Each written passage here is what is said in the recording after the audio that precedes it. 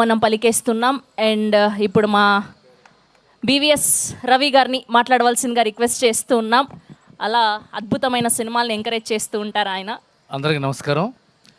ముందుగా I want to talk about Tarun, one of my favourite directors.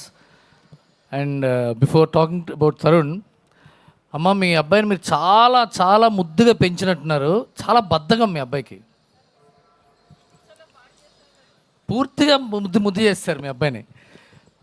Tarun first film పెళ్లి చూపుల కంటే ముందు సైనమా అనే ఒక సినిమా తీశాడు, చిన్న షార్ట్ ఫిలిం. అప్పటి నుంచి నాకు I follow him and I regard him as one of the directors who brought quite a revolution in Telugu cinema. Ram Gopal Varma గారి తర్వాత అలాంటి ఒక కల్చర్ తీసుకొచ్చిన డైరెక్టర్ తరుణ్ భాస్కర్.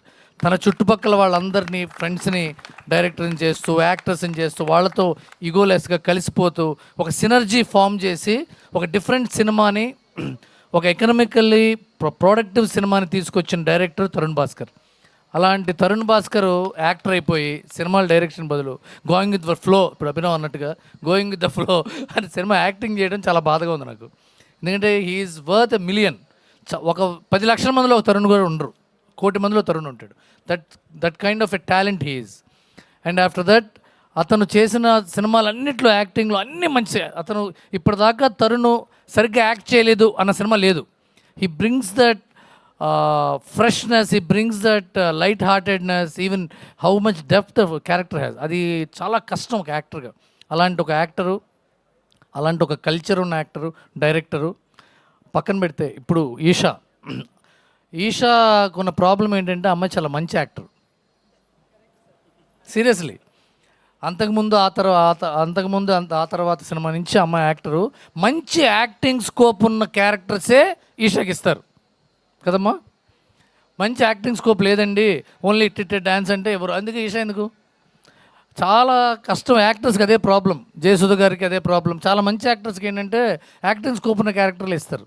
బట్ ఒక ఫెచ్చింగ్ ఏంటంటే ఇలాంటి యాక్టర్స్ వాళ్ళు బతికున్నంత కాలం తెలుగు సినిమా ఇండస్ట్రీలో ఉంటారు. వాళ్ళు they will do acting till they retire. వాళ్ళు రిటైర్ అయ్యేదాకా ఉండే గొప్ప talent Esha. I wish you all the best with the couple, great success. And ఇలాంటి ఒక టీము, ఒక పక్క సృజన్ ఎలాంటి సినిమాలు చేసుకుంటూ వచ్చాడు. Content rich films, content rich. 35 I think it's going to take away the cake in the next national awards. I wish you all that because it hugely it deserves it. ఇప్పుడు ఆ cinema పాట నేను Neelimeghalu writer ఎవరు కలవలేకపోయినా, ఇక్కడ కలవడం నాకు బాధగా ఉంది. ఎందుకంటే ఇప్పుడు మీరు ఏంటి పాట రాసిన నన్ను ఎవరో పిలవలేరు అన్నారు కదా. There is huge communication gap. మేము మీతో పాట రాయించుకోవాలి, మీరేమో ఎవరు రాయించుకోవట్లేదని మీరు.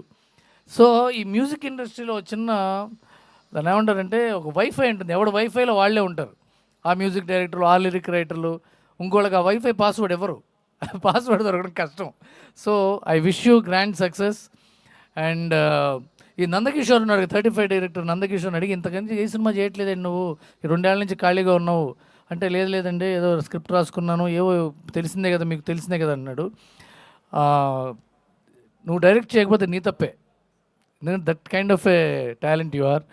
అండ్ అరే సజీవా యారా సజీవ్ యార్ Sajeev.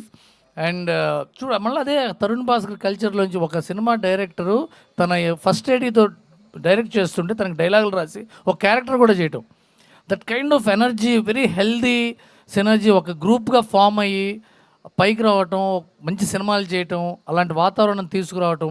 It is a very very healthy atmosphere. ఇంత హెల్దీ అట్మాస్ఫియర్ ఉన్న సినిమా డెఫినెట్గా పెద్ద సక్సెస్ అవుతుంది. Jai Krish, your songs are amazing.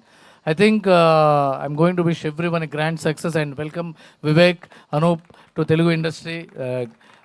Great people into Telugu cinema. ఇంతకాలం హీరోయిన్లు ఫస్ట్ 2 సినిమాలు 2 మాటలు తెలుగులో మాట్లాడటం విన్నాం. ఇప్పుడు బాంబే నుంచి ప్రొడ్యూసర్ తెలుగులో మాట్లాడటం చాలా ఆనందంగా ఉంది. All the best to the entire team of this film. ఓం శాంతి శాంతి శాంతి. Thank you. Thank you Ravi గారు, thank you so much. Yes, ఇప్పుడు మా captain of the ship, the main pillar A R Sajeev గారిని మాట్లాడవలసింది.